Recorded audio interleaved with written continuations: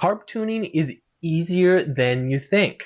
If it's confusing to you or it sounds like black magic, you should check out my previous video up here on the top mistakes that people make that make it confusing. So in this video, I want to share my 3-step jetting made easy process that I use to easily tune any 2-stroke in minutes. This is taken from my 2-stroke jetting made easy PDF guide, which has gotten so popular that I recently turned it into a video tuning guide. Step number 1 is ruling out the simple stuff. Before you start jumping into carb tuning and changing jets and getting all messy and spend an hour doing that, I always like to check the easy stuff first. So, did I do something recently to the bike? Maybe I have a rag stuffed into the airbox. Maybe I forgot to turn the power on or the gas on or the choke. There's just so many little things that I like to check if my bike won't start or won't run properly. Then step number 2 is identifying which circuit is causing the problem. Some people try and tune based off of the RPM where the symptom is happening. So if it's a low RPM, they automatically assume that it's a pilot jet. And while this can work,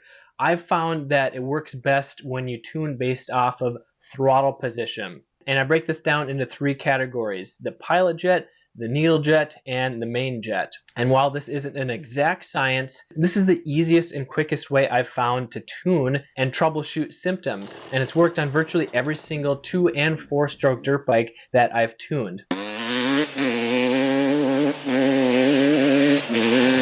Then step number 3 is discerning whether it's rich or lean. So once you know which jet circuit is causing the problem, then you just need to figure out based on simple sounds and how it feels to determine if it's rich or lean, and then you can make an accurate assessment and adjustment to your carb. And most of these adjustments can be done in a few minutes or less. And in order to make this process easier and quicker and less confusing, you need to combine all 3, because if you're just skipping ahead to 1, then you might get lucky and solve your problem right away. But if you're not going 1 step at a time, making 1 change at a time, then it might get confusing really quickly, especially if you're brand new to carb tuning. And if you want to get started to learn how easy it is, the link is in the description below. You can start tuning your air screw in just a few minutes. I'm Kelly Faga from MXHideout. Ride safe, have fun.